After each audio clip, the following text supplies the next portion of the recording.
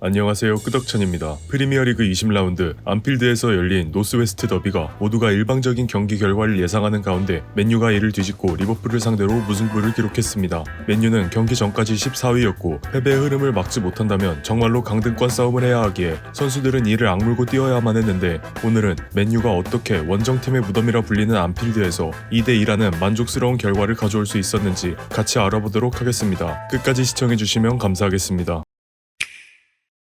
먼저 홈팀 리버풀입니다. 4-2-3-1의 포메이션으로 골키퍼의 알리송, 포백의 아놀드, 코나테, 반다이크, 로버트슨, 중앙 미드필더의 흐라벤베르와 메갈리스터, 이선에 살라, 존스, 각포, 원톱의 디아스입니다. 주목할 만한 점은 코나테가 복귀한 것입니다. 태클로 인한 부상으로 이탈해 있었기 때문에 코나테의 몸 상태는 중요한 변수가 될 수 있습니다. 또한 소보슬라이의 경고 누적 결장입니다. 이번 시즌 계속해서 좋은 모습을 보여주었던 소보슬라이의 결장은 리버풀에게 나름대로 실망스러운 부분이라 할 수 있겠습니다. 하지만 이건 개인적인 예상일 뿐이고 리버풀이 워낙 압도적인 모습을 보이고 있기 때문에 그냥 리버풀이 이기겠거니 하는 의견이 대부분이었습니다. 다음으로 원정팀 맨유입니다. 3-4-2-1의 포메이션으로 골키퍼의 오나나, 3백의 더리우트, 맥과이어, 마르티네스, 미드필더의 마즈라위, 우가르테, 마이누, 달로, 이선의 브루노 페르난데스와 디알로, 원톱의 호일룬이 섰습니다. 맨유에서 주목할 만한 점은 맥과이어의 선발 출전입니다. 맥과이어가 좋은 전개 능력을 가지고 있지만 느린 기동력은 리버풀의 공격진에게 압박당할 위험이 있습니다. 더리우트와 리산드로가 스토퍼로서 맥과이어를 잘 보좌해준다면 그의 장점인 롱볼 전개 능력을 잘 활용할 수 있을 것으로 보입니다.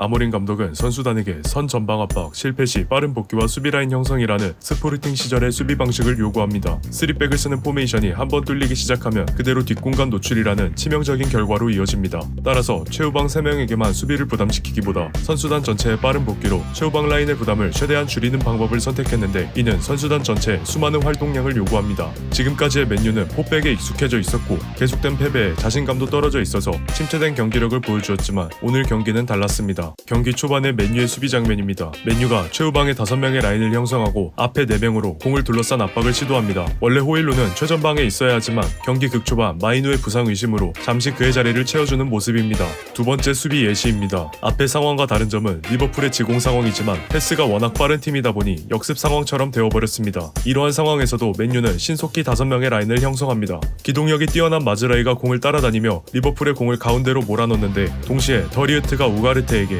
마즈라이가 비운 자리를 메울 것을 지시합니다. 이와 동시에 호일룬이 아래로 내려와 압박에 참여하는 모습은 맨유의 모든 선수들이 압박에 적극적인 것을 확인할 수 있습니다.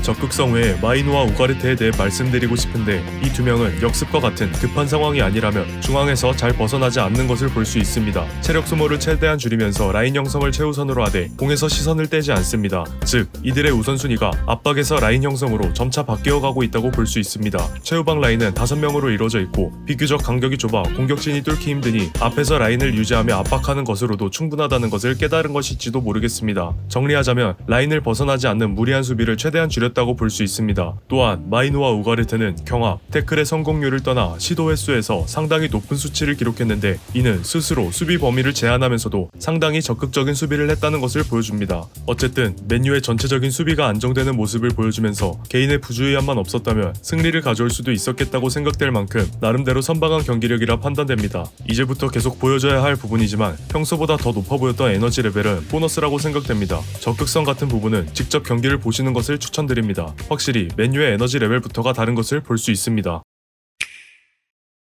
리버풀이 맨유에게 끌려갈 수도 있었던 상황, 뒤처졌던 스코어를 원점으로 돌려놓은 주인공은 각포였습니다. 메갈리스터가 공을 잡자 맨유의 선수들이 자신의 마크맨보다 메갈리스터에 시선을 두게 되었고 더리우트는 반다이크에 묶여있는 상황입니다. 메갈리스터는 침투하는 각포를 보고 패스를 건넸고 더리우트가 뒤늦게 따라가 보지만 각포가 멋진 페이크로 슈팅 박자를 늦추며 사이드에서 어려운 득점을 성공합니다. 더리우트의 판단이 많이 아쉬웠는데 반다이크에게 붙잡혀 있다가 패스를 보고 각포에게 재빠르게 마킹 대상을 옮긴 것까지는 굉장히 좋은 선택이라 생각했습니다. 하지만 골대 앞 위협적인 공간에서 각포에게 따라붙어서 압박만 했어도 성급한 플레이를 이끌어낼 수 있었는데 굳이 뒤가 없는 슬라이딩 태클을 선택한 것은 개인적으로 아쉬운 부분입니다. 같은 경기 리버풀의 수비 장면으로 비교해보면 아놀드가 사이드에서 공을 잡은 호일룬을 압박합니다. 호일룬은 가운데로 공을 내주는 것 말고는 할 게 없어졌고 급하게 공을 가운데로 건네지만 코나테에게 막히고 맙니다. 한 번의 임팩트 있는 수비보다 공격 방식을 강요하는 압박과 견제가 더 맞는 수비가 아니었을까 조심스레 짐작해봅니다. 더리우트가 범했던 핸드볼 파울에 이유에 대해서는 말씀드리지 않으려 하는데 너무 명백한 반칙이라 할 말을 억지로 끄집어내면 순수한 비난 말고는 할 말이 없을 것 같습니다. 제가 알던 더리우트의 모습이 아니었고 아마 질병으로 인한 폼 하락이 문제인 듯합니다. 하루빨리 컨디션을 끌어올렸으면 좋겠습니다.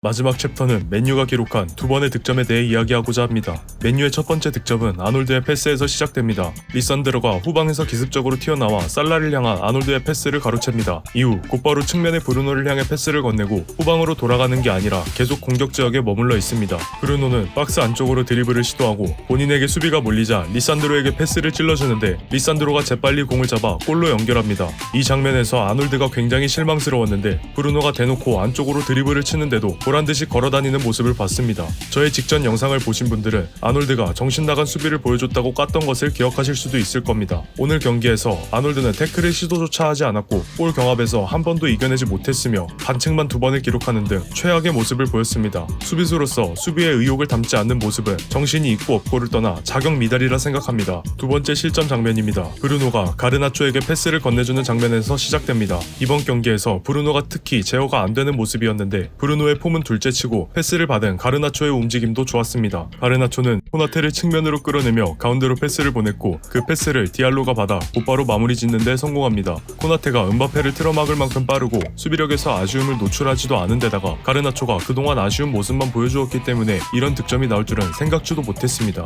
개인적으로 맨유의 두 번째 득점은 전략에 의한 득점이라기보다 순간적인 상황을 놓치지 않았던 맨유 선수들의 재치라 보기 때문에 맨유의 폼이 점점 올라가겠구나라고 느꼈습니다.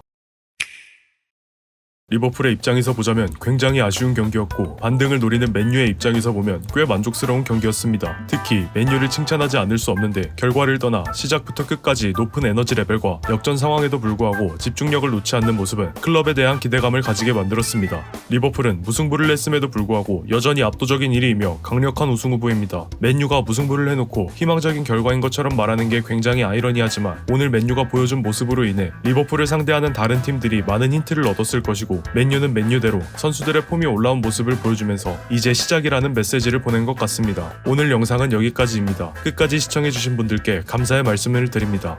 재밌게 보셨다면 구독과 좋아요를 부탁드립니다. 댓글도 남겨주신다면 크리에이터에게 큰 힘이 됩니다.